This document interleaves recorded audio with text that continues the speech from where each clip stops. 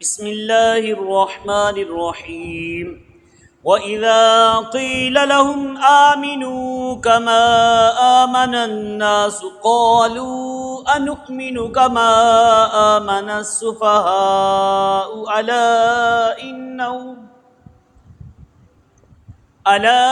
إِنَّهُمْ هُمُ السُّفَهَاءُ وَلَكِنْ لَا يَعْلَمُونَ۔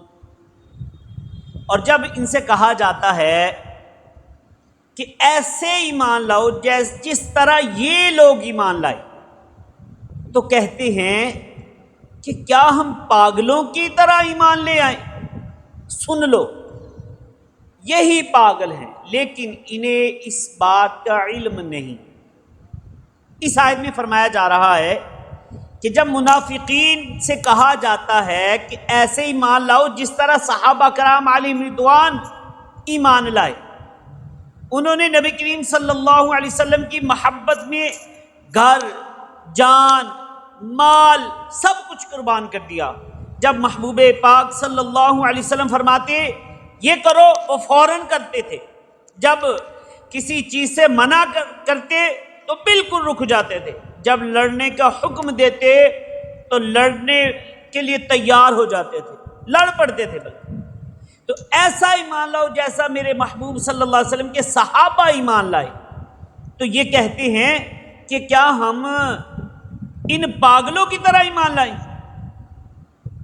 اللہ فرماتا ہے سن لو، پاگل بے وقوف ہیں یہی لوگ جو صحابہ کو کہہ رہے نا، معاذ اللہ بے وقوف پاگل جو صحابہ کو فرمایا، یہی لوگ بے وقوف ہیں، یہی پاگل ہیں، انہیں عقل نہیں ہے، انہیں شعور نہیں ہے۔ میرے صحابہ تو جنت والے ہیں۔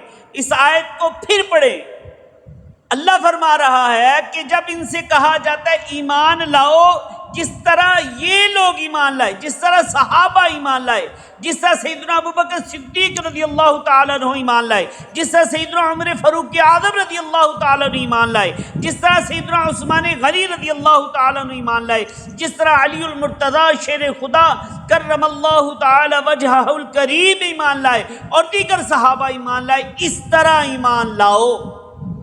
تو پتہ چلا کہ اللہ پاک کے نزدیک وہ ایمان معتبر ہے جو نبی کریم صلی اللہ علیہ وسلم کے صحابہ کے ایمان کی طرز پر ہو۔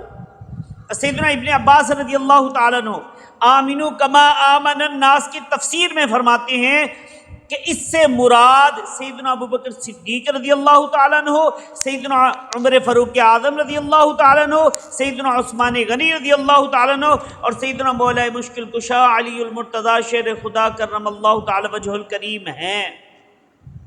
تو میری جہاں تک آواز پہنچ رہی ہے، مسلمانوں کے لیے اصل دلیل قرآن پاک ہے۔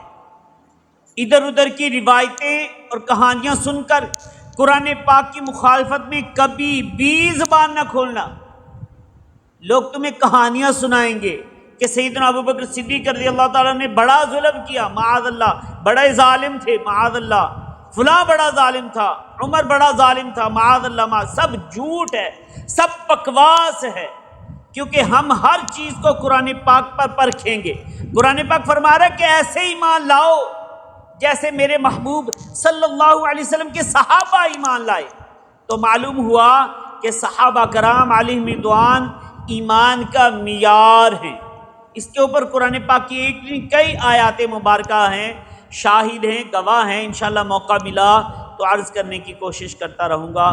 اللہ پاک ہمیں صحابہ کرام علیہم رضوان سے سچی پکی محبت نصیب فرمائے، ہم ان کے صدقے ہمارا بیڑا پار فرمائے، ہمارے بے حساب مغفرت فرمائے، آمین بجاہ النبی الامین صلی اللہ علیہ وآلہ وسلم۔